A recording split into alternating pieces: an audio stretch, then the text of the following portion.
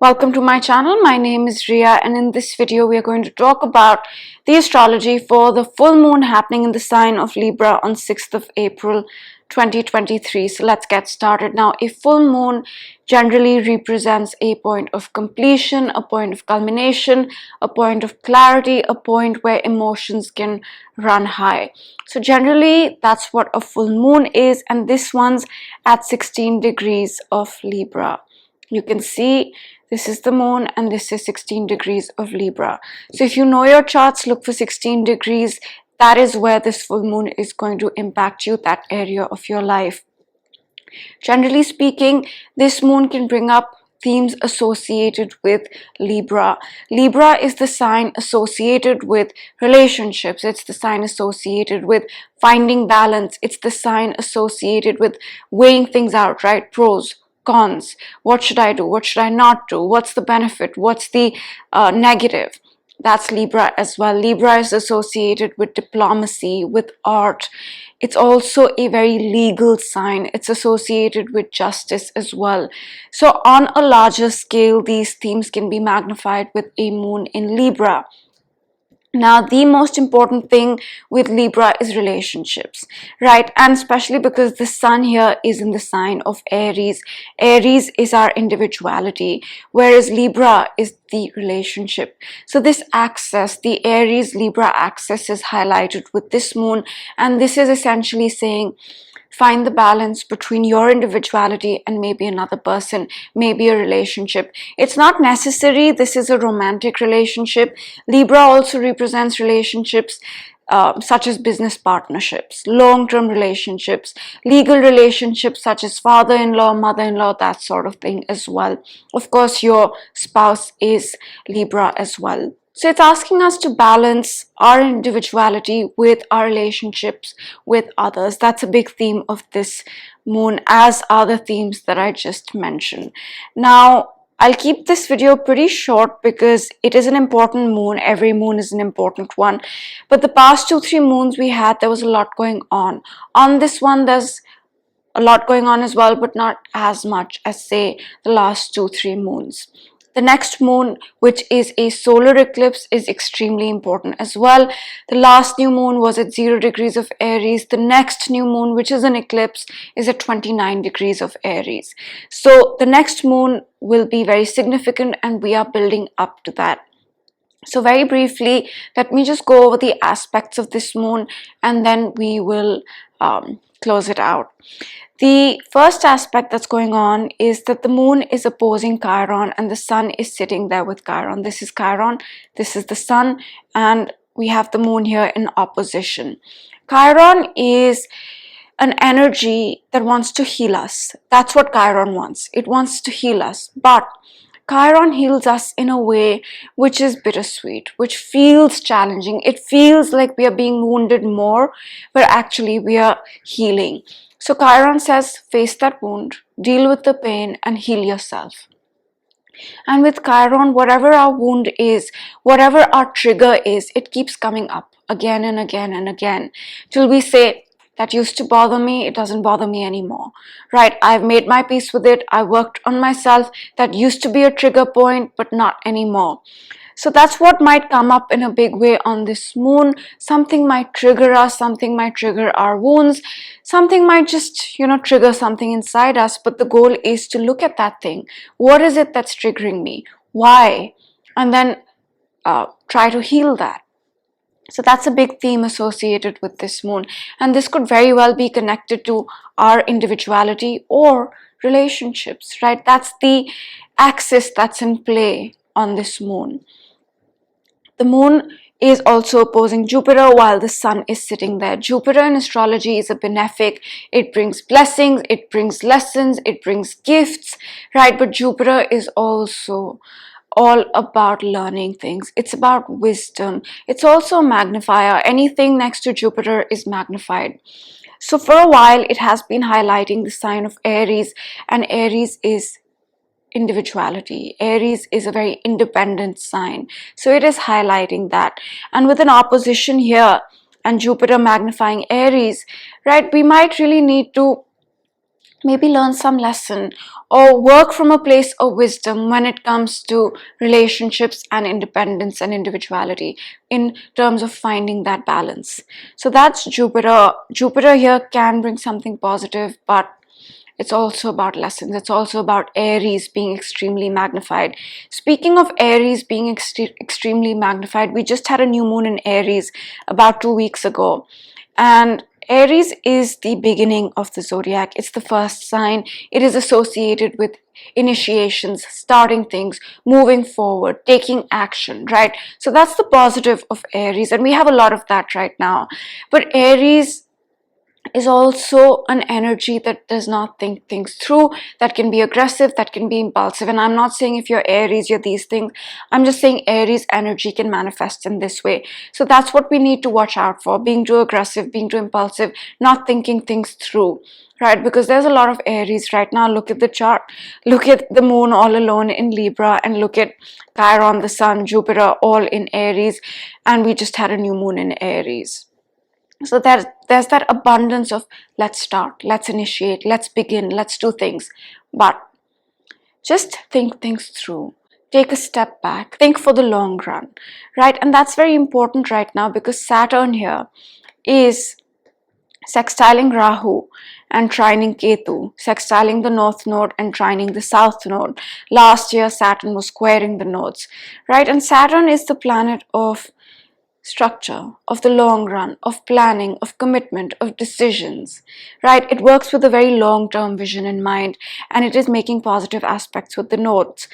North node represents the future, the south node represents the past. So whatever it is that we are beginning or wanting to begin or start, we need to make sure that there's a plan. We need to make sure that we're doing it for the long run and not just, starting it and then saying, oh, I don't know what to do anymore, right? Having that plan, being grounded, having a structure, being committed to whatever it is that you want to start is important. And so is, finding that balance between your own needs, your own independence, your own desires, your own freedom, and say your relationships, say the others in your life. That's also important at this point. Now, speaking of Saturn, right, one thing I want to mention is that it recently changed signs about a month ago. Saturn was in the sign of Aquarius and now it's in the sign of Pisces since March 7th. And the reason why structure is very important right now, or doing things with the structure is important right now, because in Aquarius and Capricorn, that structure is still easier than in Pisces, because Saturn here rules Capricorn, it used to rule Aquarius, so that theme of structure is quite present. But in Pisces is water, right? Pisces is Neptune ruled. Pisces is going with the flow. It's just going with it. It's just flowing, right? So that's where the structure of Saturn is important. That's where we must strive to maintain that structure, maintain that plan, stay committed. So I just thought I'd mention that. And speaking of Saturn changing signs, I mentioned this in my last video as well. But Saturn will bring up Pisces themes on a collective level. Pisces is associated with endings. It's the last sign of the zodiac. It's the subconscious mind. It's the hidden. It's also mental health. It's the healthcare system. So on a collective level, we can see these themes come up. In our personal lives, it is going to impact wherever Pisces is in your personal chart, and it can also be associated with things ending personally as well, right? But this is a slow process because Saturn moves pretty slowly through the zodiac. So these endings can be over the course of the next 2.5, 3 years as Saturn moves through the sign of Pisces. Now, another thing I want to mention is the fact that on this moon we have Mercury in the North Node, almost conjunct, right? And Mercury is our intellect, it's our logical mind. It's also a lot of little things, our health, our job, our routine, what time we wake up, what time we sleep, our immediate environment, how we keep it, right? That's Mercury.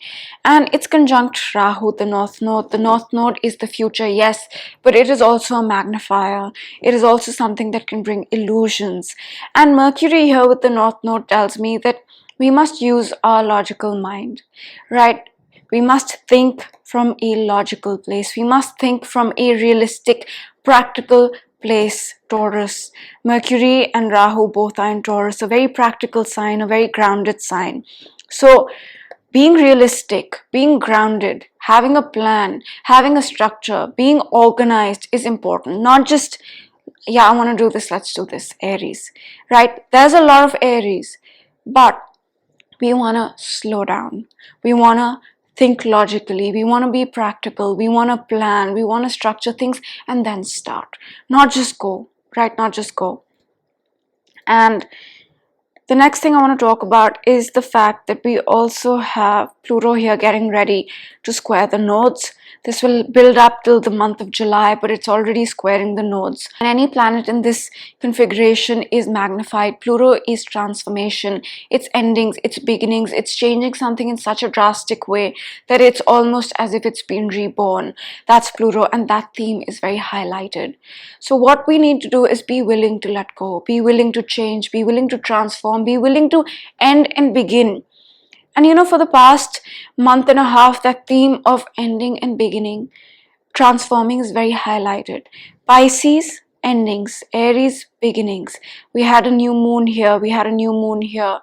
Right? Saturn is here. Saturn and Neptune will conjunct at 0 degrees of Aries. Pluto, after 15 years, has entered the sign of Aquarius. Themes closing, themes beginning. We are at that transition.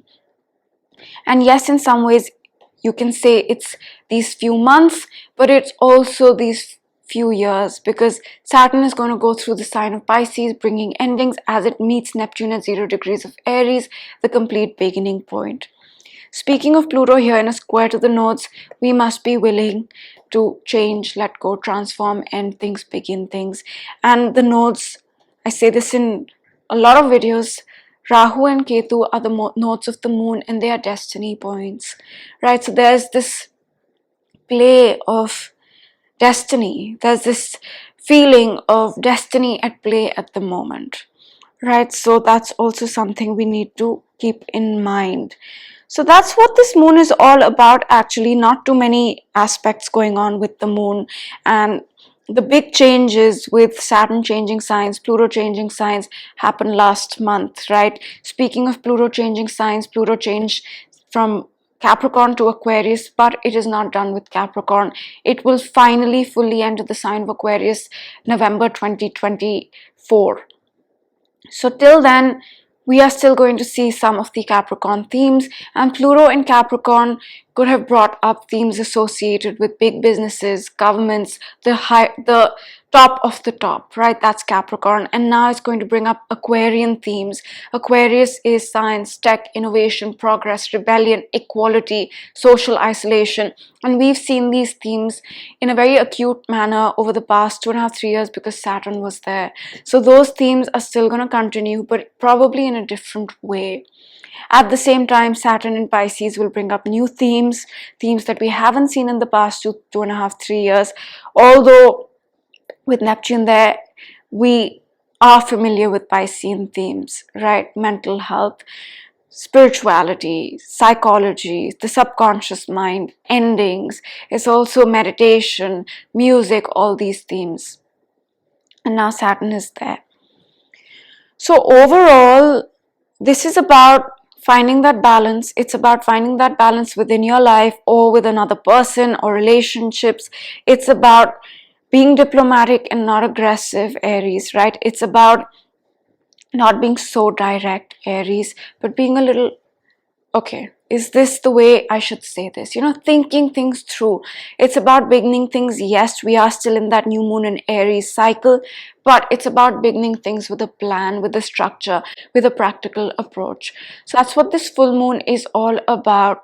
And still, I would say the most important thing is the fact that we had two big energies changing signs last month, and we are building up to eclipses, right? So that those are the more important things right now, according to me.